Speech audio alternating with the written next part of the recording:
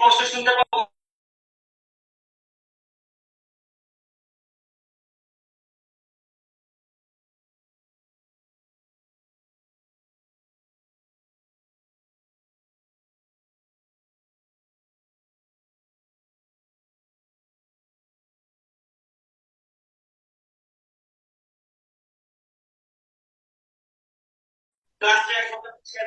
আমরা শুরু করতে পারি। ঠিক আছে ভাই।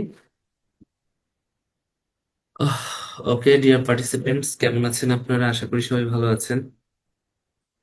আজকেও খুব ইম্পর্টেন্ট একটা টপিক নিয়ে আমরা আলোচনা করব। এই টপিকটা নিয়ে তো সময় আর বেশি না বাড়িয়ে আমরা আমাদের টপিকটা শুরু করে দিই। হ্যাঁ, ওকে।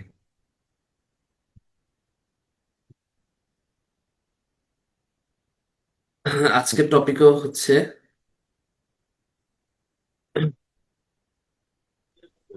একটু জুম করে নেবেন প্লিজ। আচ্ছা, আজকেও আমরা যে টপিক নিয়ে আলোচনা করব সেটা হচ্ছে অর্জন, ব্যক্তিত্ব, পুরস্কার, খেলাধুলা, চলচ্চিত্র, সাম্প্রতিক বাংলাদেশ, এ সমস্ত নিয়ে আলোচনা করব। তো আসলে আজকের টপিকটা মোটামুটি যতটুকু মনে রাখা যায়, হ্যাঁ, বাংলাদেশের অর্জন, সাম্প্রতিক ব্যক্তিত্ব, পুরস্কার, হ্যাঁ, খেলাধুলা, এগুলো নিয়ে। তো এটা আসলে বোঝার থেকেও মনে রাখা যে বাংলাদেশে আলটিমেটলি কি কি অর্জিত হয়েছে, ব্যাপারটা এগুলো। ঠিক আছে, তো আমরা সময় নষ্ট না করে আমরা আমাদের কাঙ্ক্ষিত ক্লাসটায় চলে যাই।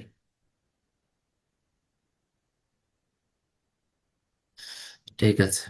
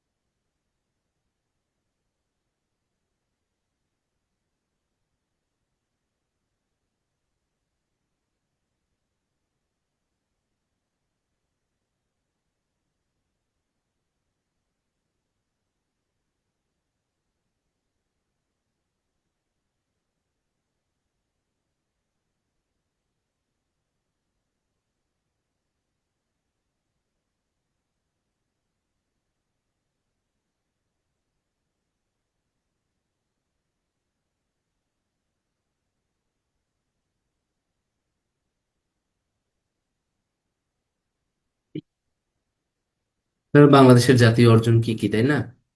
জাতীয় অর্জন কি কি দেখেন, আমাদের একটা জাতীয় সঙ্গীত আছে, তাই না?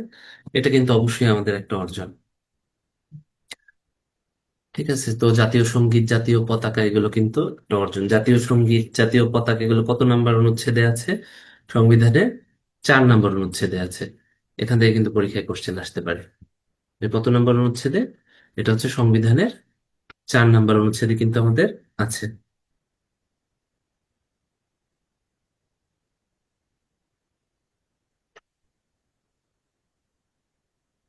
তো কি হলো?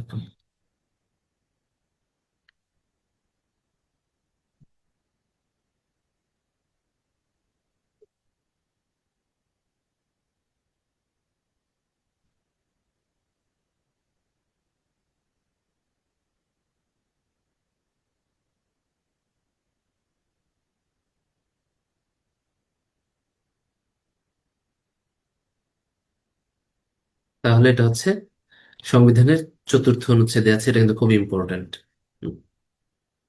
সংবিধান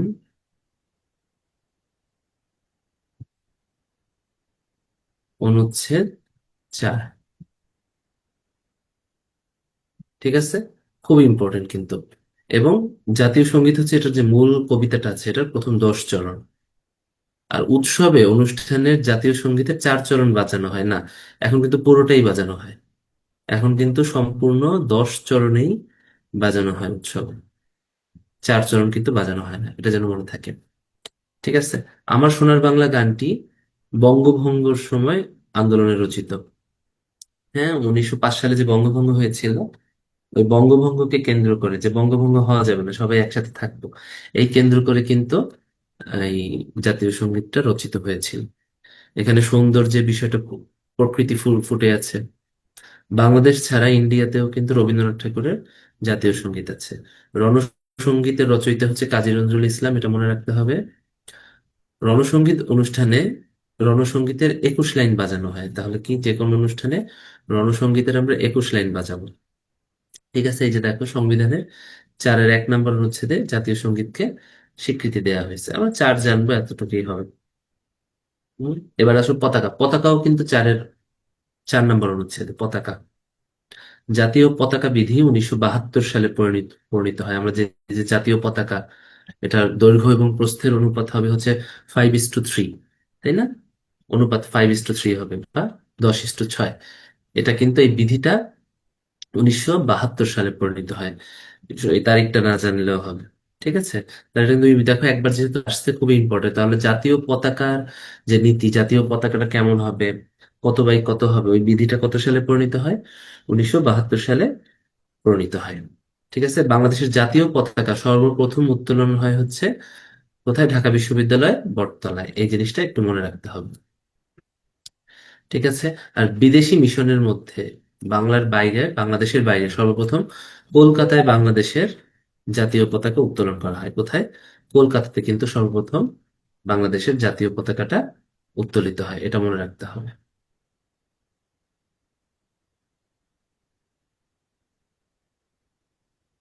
এবার আসো, বাংলাদেশের একটা জাতীয় প্রতীক আছে, বা জাতীয় মনোগ্রাম, তাই না? বাংলাদেশের জাতীয় মনোগ্রামে হচ্ছে গিয়ে, জাতীয় প্রতীক বা বাংলাদেশের মনোগ্রাম, এখানে মোট 4টা তারকা আছে। কয়টা তারকা আছে? 4টা তারকা আছে। ঠিক আছে, আরো কি কি আছে জাতীয় প্রতীকে? এটা কিন্তু আমাদের লাগবে। জাতীয় প্রতীকে 4টা তারকা আছে। এছাড়াও পাট পাতা আছে 3টা। 3টা। ধানের শীষ আছে 2টা। পরীক্ষায় কিন্তু আসতে পারে, হ্যাঁ, ধানের শীষ আছে 2টা। হ্যাঁ, যুক্ত পত্র, পাটপত্র বা পাটের 3টা, সংযুক্ত পত্র বা পাট পাতা আছে 3টা। ধানের শীষ আছে 2টা। আর তারকা আছে 4টা। এটা কিন্তু পরীক্ষায় আসে। ঠিক আছে, বাংলাদেশের জাতীয় নাট্যশালা হচ্ছে শিল্পকলা একাডেমি, এটা সেগুনবাগিচে অবস্থিত। হ্যাঁ। আর এই যে যে রাষ্ট্রীয় মনোগ্রাম, মনোগ্রাম হচ্ছে জাতীয় প্রতীক। এই জাতীয় প্রতীকের তোমার হচ্ছে প্রতিষ্ঠাতা, জাতীয় প্রতীকের প্রতিষ্ঠাতা হচ্ছে মিস্টার কামরুল হাসান। ওকে, এটা প্রতিষ্ঠাতা। আর একটা আছে বাংলাদেশের রাষ্ট্রীয় লোগো। লোগো কিন্তু একটা ডিজাইন, হ্যাঁ, রাষ্ট্রীয় লোগো একটা। এই লোগো ডিজাইন করেন হচ্ছে এন সাহা। এই দুইটা কিন্তু ব্যতিক্রম। একটা হচ্ছে প্রতীক, এইটাই প্যাচ লাগানো যাবে না। প্রতীক হচ্ছে কামরুল হাসান, আর লোগো হচ্ছে জনাব এন সাহা। মনে থাকে যেন। কাজী নজরুল ইসলাম বাংলাদেশের জাতীয় কবি। তিনি 1976 সালে জন্মগ্রহণ করেন। ঠিক আছে, ময়মনসিংহের ত্রিশালের দড়িরামপুরে। তাহলে ময়মনসিংহ আর কুমিল্লা, এই দুইটা হচ্ছে স্মৃতি বিজড়িত স্থান। এই দুইটা হচ্ছে স্মৃতি বিজড়িত স্থান। ঠিক আছে, জাতীয় কবির জন্য খুবই ইম্পর্ট্যান্ট। এবার হচ্ছে আন্তর্জাতিক অঙ্গনে বাংলাদেশ। এটা খুব খুব খুব ইম্পর্ট্যান্ট একটা টপিক। আন্তর্জাতিক অঙ্গনে বাংলাদেশ যেটা আছে, এখান থেকে যেমন আমাদের মনে রাখতে হবে, বাংলাদেশকে স্বীকৃতি দানকারী প্রথম দেশ হচ্ছে ভুটান। ঠিক আছে, দ্বিতীয় দেশ হচ্ছে ভারত। এটা যেন মনে থাকে। প্রত্যেকটা লাগবে। ইউরোপীয় দেশ, প্রথম ইউরোপীয় দেশ হচ্ছে পূর্ব জার্মানি। প্রথম আফ্রিকান দেশ বা মুসলিম দেশ হচ্ছে সেনেগাল। হুম। মধ্যপ্রাচ্যের মধ্যপ্রাচ্যের দেশ হচ্ছে প্রথম ইরাক। বাংলাদেশকে স্বীকৃতি দানকারী, এটা পরীক্ষা খুব আসে। আর প্রথম আফ্রিকান দেশ, প্রথম মুসলিম দেশ কিন্তু ইরাক না। হ্যাঁ, প্রথম মধ্যপ্রাচ্যের মুসলিম দেশ বা মধ্যপ্রাচ্যের সবগুলো দেশই তো মুসলিম দেশ, ইরাক। আর প্রথম আফ্রিকান দেশ হচ্ছে সেনেগাল, এটা যেন মনে থাকে। আর প্রথম মুসলিম দেশও সেনেগাল। প্রথম সমাজতান্ত্রিক দেশ পূর্ব জার্মানি। যদি পূর্ব জার্মানি না থাকে, তখন উত্তর হবে পোল্যান্ড। পূর্ব জার্মানি যদি, উত্তরে না থাকে, তাহলে উত্তর হবে পোল্যান্ড।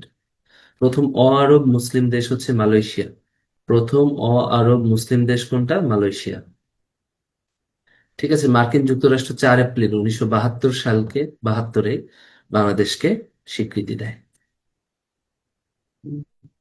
কমনওয়েলথের সদস্য পদ প্রথম লাভ করেন বাংলাদেশ 1972 সালে। তাহলে বাংলাদেশের আন্তর্জাতিক সংস্থাগুলোর ভিতরে বাংলাদেশ সর্বপ্রথম কমনওয়েলথের সদস্য পদ লাভ করেন। ঠিক আছে, তাহলে আন্তর্জাতিক যতগুলো সংস্থা আছে এর ভিতরে সর্বপ্রথম বাংলাদেশ কার সদস্যপদ লাভ করে? কমনওয়েলথের সদস্যপদ লাভ করে, এবং সেটা কবে? সেটা হচ্ছে 1972 সালে। এটা একটু মনে রাখতে হবে। ঠিক আছে। বাংলাদেশ জাতিসংঘে, হ্যাঁ, জাতিসংঘ বাংলাদেশ সদস্যপদ লাভ করে। এটা হচ্ছে 1974 সালে। সেটা কথা না, কথা হচ্ছে বাংলাদেশ জাতিসংঘের নিরাপত্তা পরিষদের অস্থায়ী সদস্য নির্বাচিত হয়েছিল 1979 থেকে 80 সালে। নিরাপত্তা পরিষদের কিন্তু আমরা অস্থায়ী সদস্য ছিলাম। ঠিক আছে, এটা একটু মনে রাখতে হবে। 1988 সালে 1988 সাল থেকে বাংলাদেশ জাতিসংঘ শান্তি রক্ষা মিশনে অংশগ্রহণ করে আসছে। তাহলে প্রথম বাংলাদেশ শান্তি রক্ষা মিশনে কবে অংশগ্রহণ করে আসতেছে? বাংলাদেশ সর্বপ্রথম শান্তি রক্ষা করে আসতেছে হচ্ছে 1988 সাল থেকে বাংলাদেশ সর্বপ্রথম জাতিসংঘ শান্তি রক্ষা মিশনে অংশগ্রহণ করতেছে। তো জাতিসংঘ তো এটা আমাদের একটা অর্জন, তাই না? আমরা জাতিসংঘের অস্থায়ী সদস্য, যেখানে মাত্র 10টা সদস্য থাকে, তার সদস্য ছিলাম 1979 থেকে 80 সালে। 88 সাল থেকে আমরা জাতিসংঘ শান্তি রক্ষা মিশনে অংশগ্রহণ করতেছি, যেটা অবশ্যই আমাদের অর্জন, সেই জন্য এটা পড়তে হবে। হুম।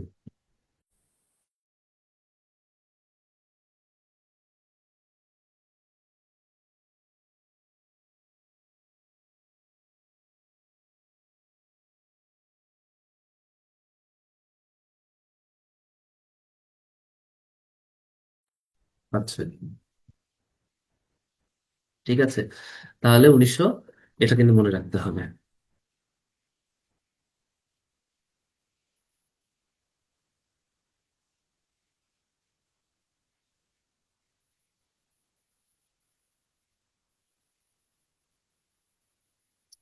সিয়েরা লিওন বাংলা ভাষাকে দ্বিতীয় ভাষা বা অন্যতম রাষ্ট্রভাষার মর্যাদা দিয়েছে। এটা একটু মনে রাখতে হবে। বাংলাদেশের ভারতের মধ্যে গঙ্গার পানি বন্টন চুক্তি হয়েছিল 1996 সালে। হ্যাঁ, এখন এই চুক্তিটা যেহেতু 2026 সালে শেষ হবে, তো এটা কিন্তু খুব ইম্পর্টেন্ট। বাংলাদেশ ও ভারতের মধ্যে যে একটা গঙ্গার পানি বন্টন চুক্তি আছে, সেটা 2026 সাল নাগাদ শেষ হবে। এটা কিন্তু খুব খুব খুব ইম্পর্টেন্ট।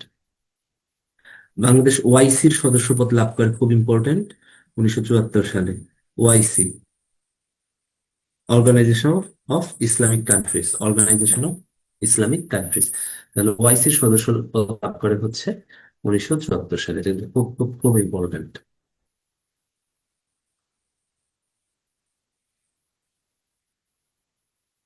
জাতিসংঘ আমরা ইন্টারন্যাশনালে আরো বড় ভাবে পড়বো। বাংলাদেশ হচ্ছে জাতিসংঘের 136 নম্বর সদস্য। কত? বাংলাদেশ জাতিসংঘের 136তম সদস্য। এটা পরীক্ষায় আসে। হুম। এবার আসে, বাংলাদেশের দুইটা বিশাল অর্জন আছে সমুদ্র নিয়ে। হুম। আমরা প্রায়, বাংলাদেশের আয়তন কত? 1,43,570 বর্গ কিলোমিটার, তাই তো? এটা আমরা জানি।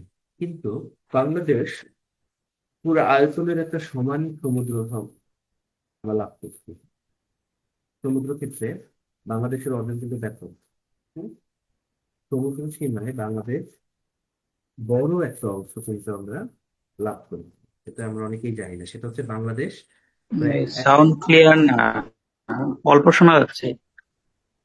কেন, সাউন্ড ক্লিয়ার থাকার কথা। কম শোনা যাচ্ছে সাউন্ড। মেহবুব ভাই, সাউন্ড কি কম শোনা যাচ্ছে? একটু খেয়াল করেন তো।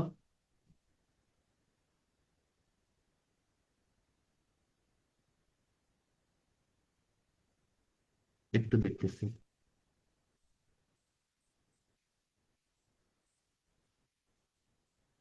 সাউন্ড তো কম থাকার কথা না ভাই। আচ্ছা, আমি দেখি। হুম। মেহবুব ভাই, সাউন্ড কি কম শোনা যাচ্ছে?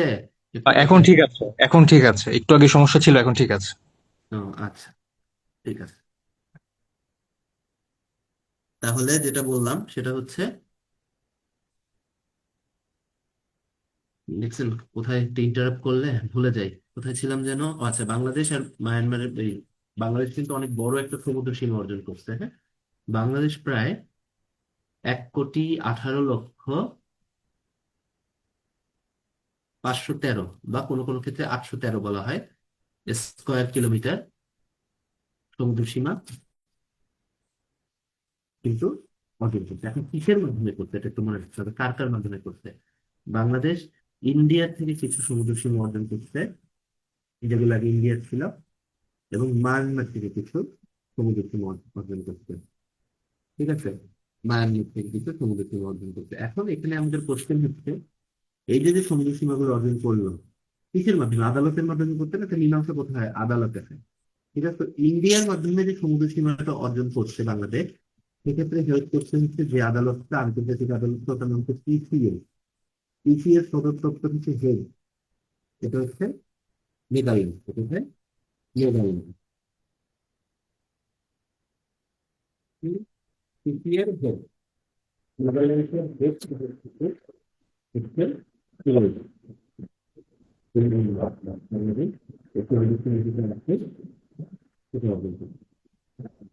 ঠিক আছে, আমার মনে হয় মোটামুটি আপনার এটা টিকিট কম, হ্যাঁ? এটা যদি ক্লিয়ার আছে আমি হ্যাঁ, সাউন্ড কম।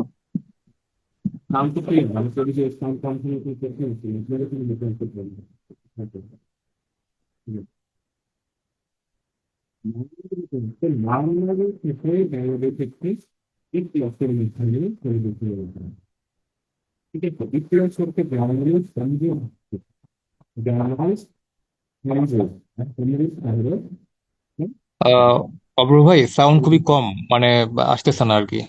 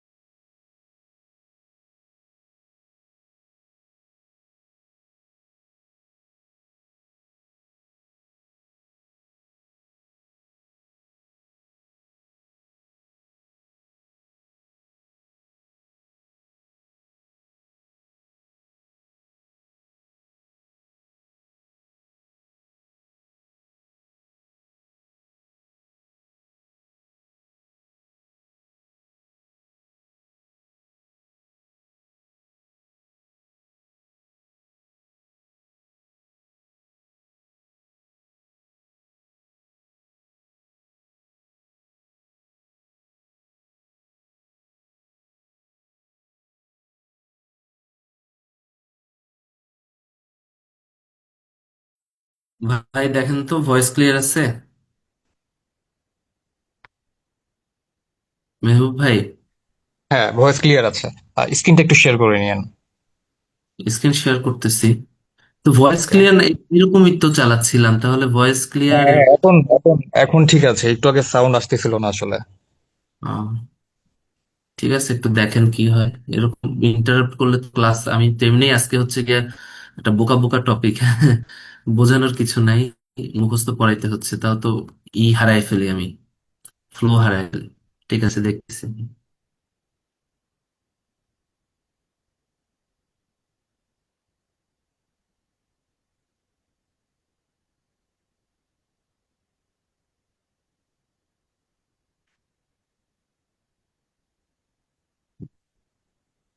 আচ্ছা, যেখানে ভাইয়া ছিলাম সমুদ্র যখন। সীমা পড়াচ্ছিলেন, সমুদ্র সীমা পড়াচ্ছিলেন ভাইয়া, ওই যে একটা হচ্ছে ইপলস, একটা হচ্ছে পিসিএ, মায়ানমার, ইন্ডিয়া। হ্যাঁ, হ্যাঁ, আচ্ছা, ঠিক আছে ভাই। আচ্ছা, আসো তাহলে ওই যেটা বললাম এটা খুবই ইম্পর্টেন্ট, এই জায়গাটা থেকে তোমাদের বেসিকটা ক্লিয়ার রাখতে হবে। সেটা হচ্ছে বাংলাদেশ হচ্ছে কি বলে ওই ইন্ডিয়া থেকে আর হচ্ছে তোমার একটা হচ্ছে ইন্ডিয়া থেকে, একটা হচ্ছে মায়ানমার থেকে সমুদ্র সীমা অর্জন করে। ঠিক আছে। এবং এক্ষেত্রে দুইটা আসে যে কোত্থেকে অর্জন করে, তাই না? তো বাংলাদেশ ইন্ডিয়ার সাথে যে সমুদ্র সীমাটা অর্জন করে, সেটা অর্জন করে হচ্ছে হেগ থেকে। হ্যাঁ, এটা হচ্ছে নেদারল্যান্ডস। এটা পরীক্ষায় আসে। নেদারল্যান্ডস ভিত্তিক আন্তর্জাতিক আদালত। হুম। এটার নাম হচ্ছে PCA, permanent court of arbitration. Arbitration মানে হচ্ছে সালিশ বা সমঝোতা। হ্যাঁ, আন্তর্জাতিক সালিশ বা সমঝোতা আদালত। আর মায়ানমারের সাথে করে হচ্ছে ইপলসের মাধ্যমে, যেটা হচ্ছে জার্মানির হামবুর্গে। কোথায়? যেটা হচ্ছে জার্মানির হামবুর্গে। ইপলস, international tribunal for the loss of the sea. ঠিক আছে। ইন্টারন্যাশনাল ট্রাইব্যুনাল মানে কি? ট্রাইব্যুনাল হচ্ছে আদালত, আন্তর্জাতিক আদালত, তাই না? সমুদ্র বিষয়ক যত আইন আছে এগুলো নিয়ে যে আদালতটা, সেটার নাম হচ্ছে ইটলস। তাহলে ইটলস হচ্ছে international tribunal for the loss of the sea. হ্যাঁ। আর পিসিএ ফুল মিনিংটাও কিন্তু তোমাদের তাহলে আসতে পারে, পিসিএ এর ফুল মিনিংটাও আমাদের জানতে হবে। পিসিএ মানে হচ্ছে পার্মানেন্ট কোর্ট অফ আরবিট্রেশন। এটা হচ্ছে পার্মানেন্ট কোর্ট ফর আর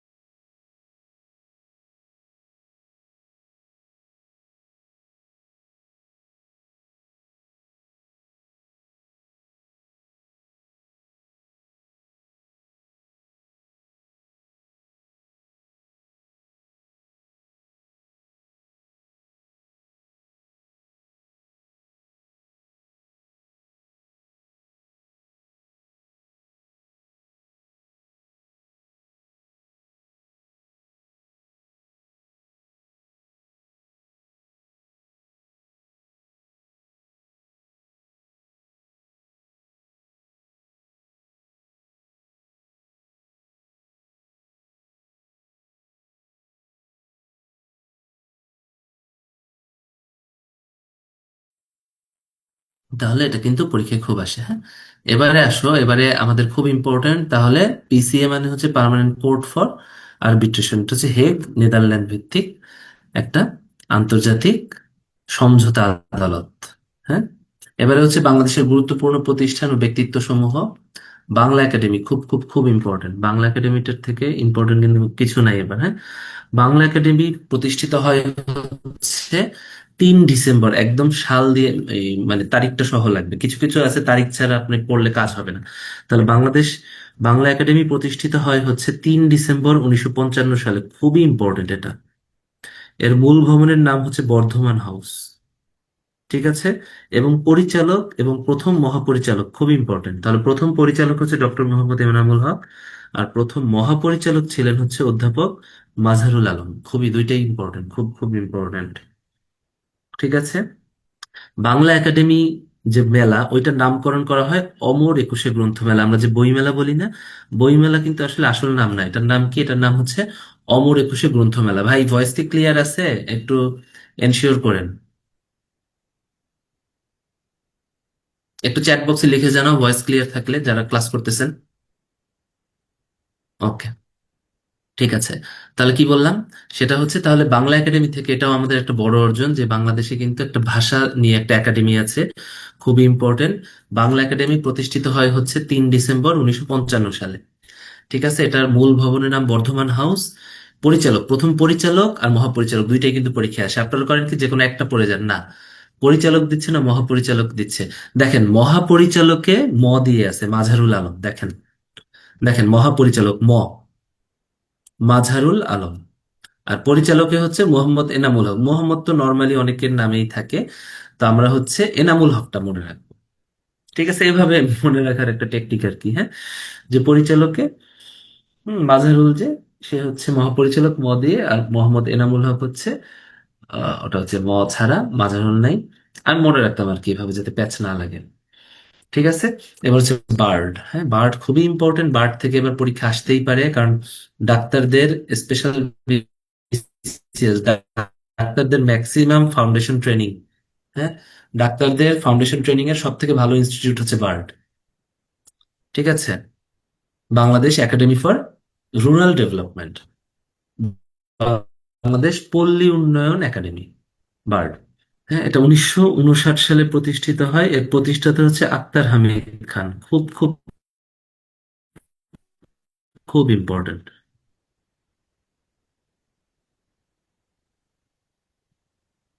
এর প্রতিষ্ঠাতা হচ্ছে জনাব আক্তার হামিদ খান। খুব ইম্পর্টেন্ট। 1959 সালে প্রতিষ্ঠিত হয়।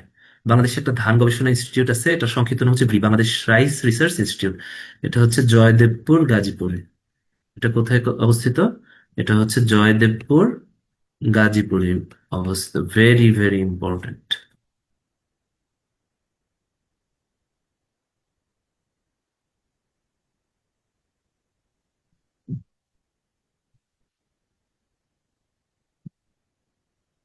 এবার আসো, এখানে একটা খুব ইম্পর্টেন্ট আজকে একটা টপিক তোমাদের দেখতে হবে।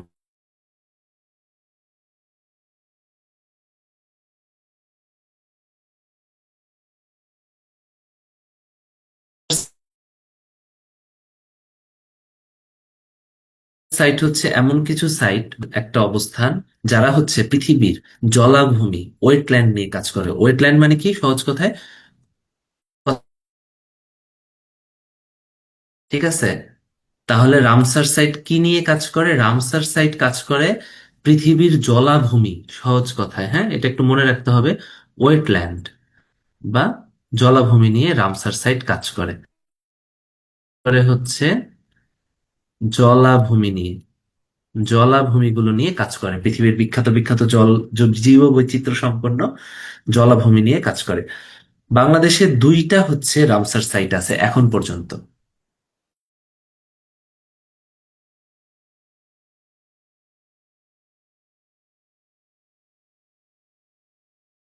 করছেন সুন্দরবন কয়টা জেলা জুড়ে? 5টা। কি কি? খুলনা, বাগেরহাট, সাতক্ষীরা, বরগুনা, পটুয়াখালী। ঠিক আছে, এই 5টা জেলা নিয়ে কিন্তু সুন্দরবন আছে। সেই সুন্দরবন আর সুনামগঞ্জের টাঙ্গুয়ার হাওর, আর কি বলেন, সুনামগঞ্জের টাঙ্গুয়ার হাওর, সুনামগঞ্জের টাঙ্গুয়ার হাওর নিয়ে হচ্ছে এই রামসার সাইট গঠিত। একটু লাইনে থাকেন, ফোনটা রিসিভ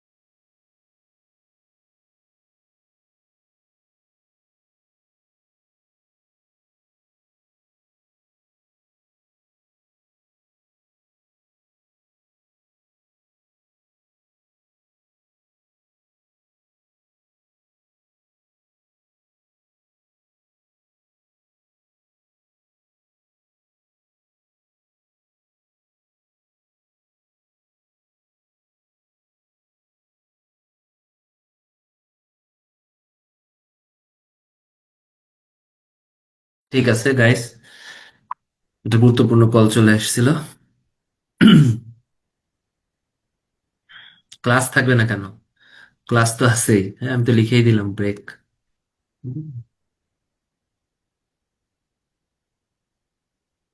আসেন, তাহলে কি হলো? রামসার সাইট হচ্ছে জলাভূমি কেন্দ্রিক। রামসার সাইট কি কেন্দ্রিক? জলাভূমি কেন্দ্রিক। জলাভূমি কেন্দ্রিক কয়টা আছে? একটা হচ্ছে সুন্দরবন, একটা হচ্ছে সুন্দরবন এই সুনামগঞ্জের টাঙ্গুয়ার হাওর। আর মৌলভীবাজারের হাকালুকি হাওর হচ্ছে রানিং প্রসেসে আছে, যেটাকে রামসার সাইট হিসেবে ঘোষণা দেয়া হবে। এখনো পর্যন্ত কিন্তু এটাকে রামসার সাইট হিসেবে ঘোষিত করা হয়নি। এখনো কিন্তু এটাকে রামসার সাইট হিসেবে ঘোষণা দেয়া হয় নাই। এটা কিন্তু মনে রাখতে হবে। এটা কিন্তু অনেকেই ভুল করেন। আপনারা ভাবেন যে মৌলভীবাজার হাকালুকি এটাও কিন্তু বুঝি হয়ে গেছে না। এবারে বাংলাদেশের একটা বিখ্যাত অর্জন হচ্ছে Bangladesh Asiatic society. Bangladesh Asiatic society বাংলাদেশের একটা বিখ্যাত, এটা 1952 সালে প্রতিষ্ঠিত হয়, খুবই ইম্পর্টেন্ট। হ্যাঁ, এশিয়াটিক সোসাইটি কি? বাংলাদেশের বিভিন্ন অভিধান, বাংলাদেশের বিভিন্ন তথ্য, তাই না, ইতিহাসের তথ্য, এগুলো সমন্বয় করেছিল। এগুলো কি করেছিল? মূলত এগুলো সমন্বয়ের কাজেই কিন্তু মূলত কারা করেছিল? এই এশিয়াটিক সোসাইটি করেছিল। এশিয়াটিক সোসাইটির উদ্যোগেই কিন্তু বাংলাপিডিয়া প্রকাশিত হয়েছিল। বাংলাপিডিয়ার প্রধান সম্পাদক ছিলেন সিরাজুল আলম। খুবই ইম্পর্টেন্ট এই টপিকগুলো। ঠিক আছে। নিপোর্ট, নিপোর্ট হচ্ছে বাংলাদেশের জনসংখ্যা জরিপ বা জনসংখ্যা ট্রেনিং ইনস্টিটিউট। ঠিক আছে। National institute for population research and training, জনসংখ্যা গবেষণা এবং ট্রেনিং ইনস্টিটিউট হচ্ছে নিপোর্ট। এটা 1977 সালে আজিমপুরে এটা গঠিত হয়। বর্তমানেও এটা আজিমপুরে আছে। বিকেএসপির সদর দপ্তর সাভারের জিরানীতে অবস্থিত। এটাও খুব ইম্পর্টেন্ট। বিকেএসপির সদর দপ্তর কোথায় অবস্থিত? বিকেএসপির সদর দপ্তর সাভারের জিরানীতে অবস্থিত। এটাও কিন্তু খুব খুব ইম্পর্টেন্ট। তা নিপোর্ট কি? নিপোর্ট হচ্ছে 1977 সালে আজিমপুরে স্থাপিত national institute for population research and training. হ্যাঁ, জনসংখ্যা গবেষণা ও ট্রেনিং ইনস্টিটিউট, খুবই ইম্পর্টেন্ট কিন্তু। এখন এতক্ষণ যা পড়লাম, এতক্ষণের ভিতর যদি তিনটা জিনিস ইম্পর্টেন্ট হয় তোমাদের পরীক্ষায় আসতে পারে, আমি এখন পড়া জিজ্ঞেস করব। বলো, কত তারিখ, কত সালে বাংলা একাডেমি প্রতিষ্ঠা লাভ করে? বলো আমাকে। কোশ্চেন জিজ্ঞেস করবো এই তিনটে, আজকে যদি কিছু যে এই তিনটা থেকে 3 পরীক্ষায়। ডিসেম্বর 1955 সালে। ভেরি গুড, বর্ধমান হাউস হিসেবে। সেকেন্ড কোশ্চেন হচ্ছে গিয়ে বাংলা এশিয়াটিক সোসাইটি কত সালে হয়? এশিয়াটিক সোসাইটি কত সালে নির্মিত হয় বা গঠিত হয়? 1977 সালে। আহা, এশিয়াটিক সোসাইটি 1952 সালে। হ্যাঁ, আচ্ছা, এশিয়াটিক সোসাইটি হচ্ছে 1952 সালে। ঠিক আছে। আর নিপোর্ট যেটা, ঠিক আছে, সেটা হচ্ছে জনসংখ্যা ও গবেষণা ইনস্টিটিউট, যেটা মানে national institute for population research and training, ওইটা হচ্ছে 1977 সালে। এটা খুবই ইম্পর্টেন্ট। আর একটা জিনিস ইম্পর্টেন্ট, সেটা হচ্ছে রামসার সাইট দুইটা, একটা হচ্ছে টাঙ্গুয়ার হাওর আর একটা হচ্ছে সুন্দরবন। আর মৌলভীবাজারের হাকালুকি হাওরটা হচ্ছে রানিং, এটাকে হচ্ছে অন্তর্ভুক্ত করার চেষ্টা করা চলতেছে। ঠিক আছে। PATC Bangladesh, PATC public administration training centre, public administration training centre, এটা সাভারে অবস্থিত। এটা হচ্ছে সকল ক্যাডারদের মাদার ইনস্টিটিউট বলা হয়, ট্রেনিং সরকারি কর্মচারীদের। ঠিক আছে। এখানে আস্তে আস্তে ডাক্তারদেরও ট্রেনিং নেওয়ার চিন্তা ভাবনা করা হচ্ছে। এটা খুবই ইম্পর্টেন্ট। আন্তর্জাতিক মাতৃভাষা ইনস্টিটিউট ঢাকার সেগুনবাগিচায় 2001 সালে প্রতিষ্ঠিত হয়। কুমিল্লা বার্ড তো পড়ে আসলাম।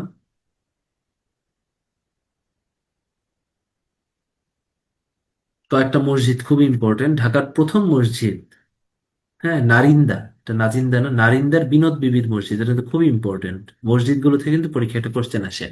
যেমন কুসুম্বা মসজিদ নওগাঁয় অবস্থিত। হ্যাঁ, এখানে তোমাদের গাইডলাইন দিয়ে দিচ্ছি তো, যে কোনো একটা বই থেকে কোথায় কোন মসজিদ অবস্থিত এটা কিন্তু একটু পড়তে হবে। যেমন ষাট গম্বুজ মসজিদ হচ্ছে বাগেরহাটে, আর সাত গম্বুজ মসজিদ মোহাম্মদপুরে। হুম। বিনোদ বিবির মসজিদ নারিন্দায়, এটা প্রথম মসজিদ ঢাকার। তোমরা অনেকেই বাইতুল মোকাররম তো না, এটা হচ্ছে বড়। ঠিক আছে। ষাট গম্বুজ মসজিদ, যেটা মধ্যযুগীয় সব থেকে বড় মসজিদ, এটা 81টা গম্বুজ আছে। ষাট গম্বুজ মসজিদে গম্বুজ কয়টা আছে? ষাট গম্বুজ মসজিদে গম্বুজ আছে হচ্ছে গিয়ে 81টা। এটা কিন্তু পরীক্ষার জন্য খুবই ইম্পর্টেন্ট। ঠিক আছে, ওকে।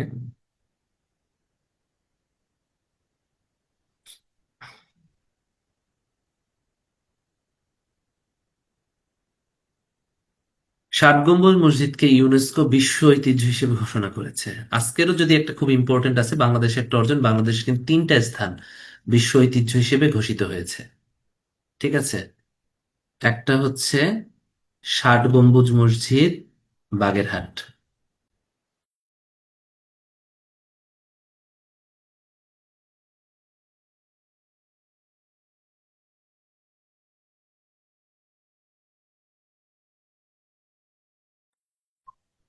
তাহলে কি, ষাট গম্বুজ মসজিদ, ঠিক আছে, বিশ্ব ঐতিহ্য। 2 নাম্বারটা হচ্ছে নওগাঁর পাহাড়পুর বিহার। নওগাঁর পাহাড়পুর বিহার। আর 3 নাম্বারটা হচ্ছে সুন্দরবন। দেখেন সুন্দরবন কিন্তু 2 জায়গায় আছে, একটা হচ্ছে রামসার সাইটেও আছে, আবার বাংলাদেশের বিশ্ব ঐতিহ্য, ওয়ার্ল্ড হেরিটেজ সাইট, তাই না? একটা হচ্ছে ষাট গম্বুজ মসজিদ বাগেরহাটে, আর একটা পাহাড়পুর বিহার। পাহাড়পুর বিহারের আরেকটা নাম হচ্ছে সোমপুর বিহার। পাহাড়পুর বা সোমপুর বিহার, ঠিক আছে। হ্যাঁ, এটা হচ্ছে নওগাঁ। এটা কোথায় অবস্থিত? নওগাঁ। আর হচ্ছে সুন্দরবন। তার বিশ্ব ঐতিহ্য স্থান কিন্তু বাংলাদেশে 3টা, এটাও কিন্তু পরীক্ষার জন্য খুব খুব ইম্পর্টেন্ট। সাত গম্বুজ মসজিদ কোথায়? এটা হচ্ছে মোহাম্মদপুরে অবস্থিত। এর নির্মাতা শায়েস্তা খান। এটা নির্মাতাকে শায়েস্তা খান। হ্যাঁ, এই মসজিদের প্রকৃত গম্বুজের সংখ্যা হচ্ছে 3টা। ঠিক আছে, মনে থাকে যেন। ঢাকা গেটের নির্মাতা হচ্ছে মীর জুমলা, খুব ইম্পর্টেন্ট। কুসুম্বা মসজিদ নওগাঁয়, গোয়ান্দি মসজিদ সোনারগাঁয়ে, খাজা শাহবাজ মসজিদ ঢাকার রমনায় অবস্থিত। এবার আসতে পারে কান্তজিউ মন্দির, যেহেতু 20 টাকার নোটে সম্ভবত কান্তজিউ মন্দির স্থান পাচ্ছে। কান্তজিউ মন্দিরটা দিনাজপুরে অবস্থিত। এটা কিন্তু পরীক্ষার জন্য খুবই ইম্পর্টেন্ট। এবং কান্তজিউ মন্দিরের ইতিহাসটা একটু নেট থেকে ভালো মতো পড়ে ফেলবো, উইকিপিডিয়া থেকে। ঠিক আছে, পুঠিয়া মন্দির রাজশাহীতে। হ্যাঁ, মহামণি বৌদ্ধ বিহার চট্টগ্রামের রাউজানে। জগদ্দল বিহার, পাহাড়পুর বিহার, হলুদ বিহার, এগুলো সব নওগাঁতে। ভাসু বা বসু বিহার মহাস্থানগড়ে। সাক্কুমুনি বিহার ঢাকার মিরপুরে, খুবই ইম্পর্টেন্ট। এবারে আসো, এখানে আরেকটা জিনিস মনে রাখতে হবে, সেটা হচ্ছে যে টপিকটা আমাদের পড়তে হবে, খুবই ইম্পর্টেন্ট, সেটা হচ্ছে অধরা সংস্কৃতি। হ্যাঁ, বাংলাদেশের অধরা সংস্কৃতি মোট 5টা হিসেবে ইউনেস্কো স্বীকৃতি দান করে। ইনটেনজিবল হেরিটেজ, অধরা সংস্কৃতির একটা নাম হচ্ছে ইনটেনজিবল হেরিটেজ। Intangible heritage. এখন ইনটেনজিবল হেরিটেজ গুলো আলটিমেটলি কি কি, তাই না? এটা আমাদের জানতে হবে। ইনটেনজিবল হেরিটেজের ভিতরে একটা আছে হচ্ছে বাংলাদেশের বাউল গান। হ্যাঁ, তারপরে মঙ্গল শোভাযাত্রা, এখন আমরা নাম বলবো না, এটার নাম হচ্ছে আনন্দ শোভাযাত্রা, তাই না? পয়লা বৈশাখে যেটা হয়, আনন্দ শোভাযাত্রা, যেটা আগের নাম ছিল হচ্ছে মঙ্গল যাত্রা বা মঙ্গল শোভাযাত্রা। তো মঙ্গল শোভাযাত্রা কিন্তু এখন বলা হয় না, ঠিক আছে। এটাকে আমরা বলবো হচ্ছে আনন্দ শোভাযাত্রা। কি বলবো? আনন্দ শোভাযাত্রা। ঠিক আছে, এই জন্যই কিন্তু আমি এটা একটু বলে দিলাম, আনন্দ শোভাযাত্রা। আর একটা হচ্ছে জামদানি শিল্প। জামদানি না, জামদানি তো ধরা যায়, জামদানি পুরো শিল্পটা, ঠিক আছে, একটা জামদানি শিল্প। এরপরে হচ্ছে শীতলপাটি শিল্প, সিলেটের যে শীতলপাটি শিল্পটা আছে। হুম। আর 5 নম্বরে হচ্ছে রিক্সা। বাংলাদেশের রিক্সার যে চিত্র, বাংলাদেশের রিক্সার চিত্রকর্ম, এগুলো হচ্ছে অধরা সংস্কৃতি বা ইনটেনজিবল হেরিটেজ হিসেবে স্বীকৃতি পেয়েছে। এটা যেন মনে থাকে।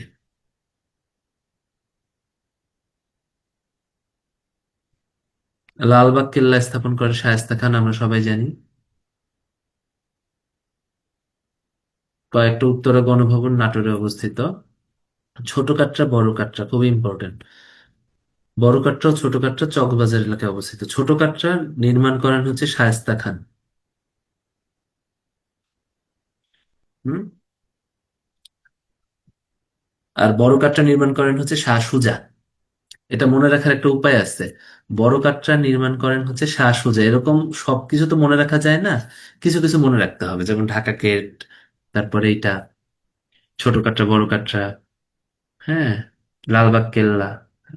এটা মনে রাখার একটা উপায় আছে। বড়কে কেটে সোজা করো, ছোটরা এমনিতেই শায়েস্তা হয়ে যাবে। তাহলে বড়কে কেটে সোজা মানে কি? বড় কাটরা শাহ সোজা, বড়কে কেটে সোজা করো, সোজা, হ্যাঁ, ছোটরা এমনিই শায়েস্তা হয়ে যাবে, ছোটরা এমনিই শায়েস্তা হয়ে যাবে, দেখছো? এটা কিন্তু একটা মনে রাখতে হবে। বাংলাদেশের সর্ববৃহৎ ঈদের জামাত হয় হচ্ছে, বা সব থেকে সর্ববৃহৎ মাঠ হচ্ছে দিনাজপুরের ঐতিহাসিক গোরে শহীদ বড় ময়দান। এখানে কিন্তু 5 লাখ মুসল্লি অংশগ্রহণ করেন। আমরা অনেকে ভাবি কিশোরগঞ্জের শোলাকিয়া, না, সব থেকে বড় হচ্ছে দিনাজপুরের গোরে শহীদ বড় বড় ময়দানটা।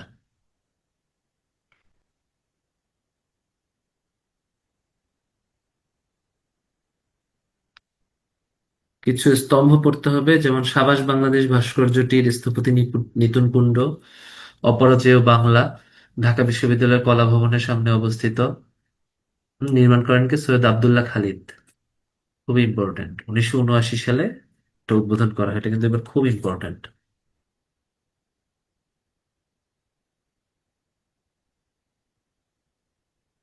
রাজারবাগ পুলিশ লাইনে যে দুর্জয় ভাস্কর্যটা, এটা শিল্পী হচ্ছে শিল্পী মৃণাল হক। শহীদ মিনার, কেন্দ্রীয় শহীদ মিনারের স্থপতি হচ্ছে জনাব হামিদুর রহমান। খুব ইম্পর্টেন্ট, হামিদুর। হ্যাঁ। আর স্মৃতিসৌধ, জাতীয় স্মৃতিসৌধ যেটা আছে, স্মৃতিসৌধের স্থপতি হচ্ছে জনাব মইনুল হক। এই দুটো খুব ইম্পর্টেন্ট। স্মৃতিসৌধ হচ্ছে মইনুল হক, এবং শহীদ মিনারের স্থপতি হচ্ছে জনাব হামিদুর রহমান। খুব খুব খুব ইম্পর্টেন্ট।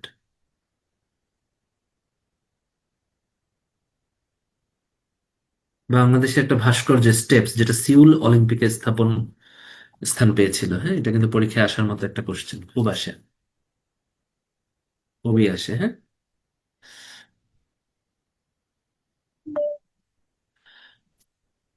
শালবন বিহারটা কুমিল্লায় অবস্থিত। তাহলে দেখো কতগুলো বিহার আছে। নওগাঁয় আমরা 3টা পাইলাম। একটা পাহাড়পুর বা সোমপুর বিহার, একটা জগদ্দল বিহার, একটা হলুদ বিহার। মহাস্থানগড় বগুড়াতে পাইলাম ভাসু বিহার বা বসু বিহার। কুমিল্লায় পাইতেছি আমরা শালবন বিহার। হুম। শালবন বিহার এটা একদম ওই যে কুমিল্লা ময়নামতি যে কুমিল্লা, ওটার পাশেই অবস্থিত। বাংলাদেশের লোকশিল্প জাদুঘর সোনারগাঁয়ে অবস্থিত। কান্তজিউ মন্দিরটা এবার আসতে পারে। পাহাড়পুর তো বললামই। এটা ভাড়া তারা মসজিদ, হ্যাঁ, তারা মসজিদ স্থাপন করেন পুরান ঢাকায় অবস্থিত মির্জা আহমেদ জান। তারা মসজিদ স্থাপন করেন মির্জা আহমদ জান। খুব ইম্পর্টেন্ট, মির্জা আহমেদ জান। ঠিক আছে, একটু লাইন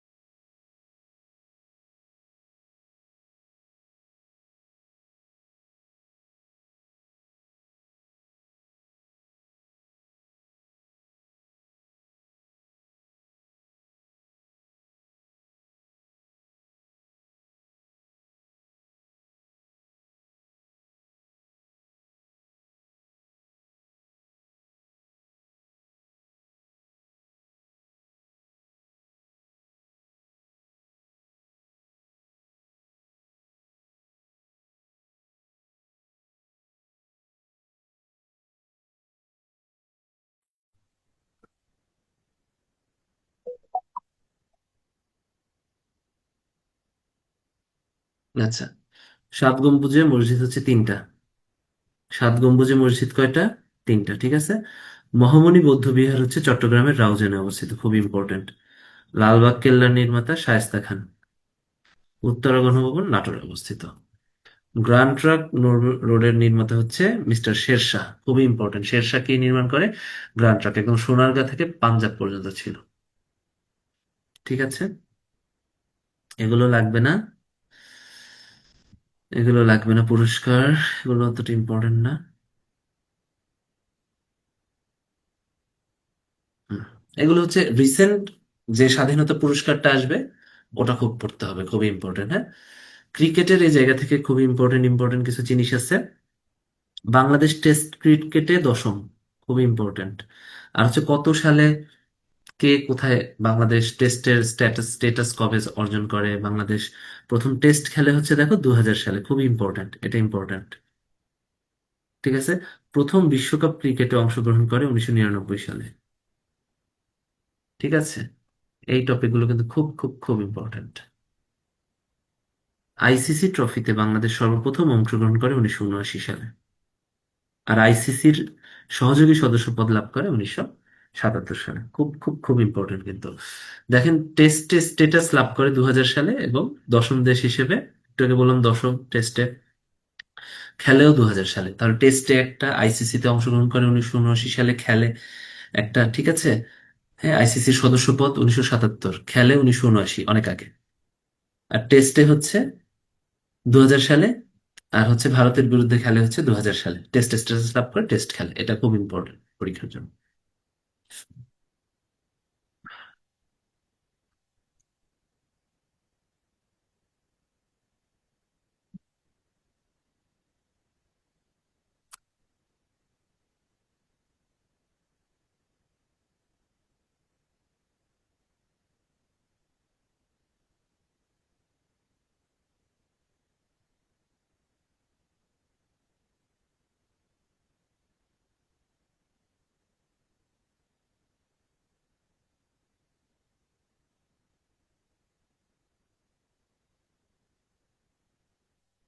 এগুলো লাগবে না, হ্যাঁ, এই যে জিনিসগুলো আছে।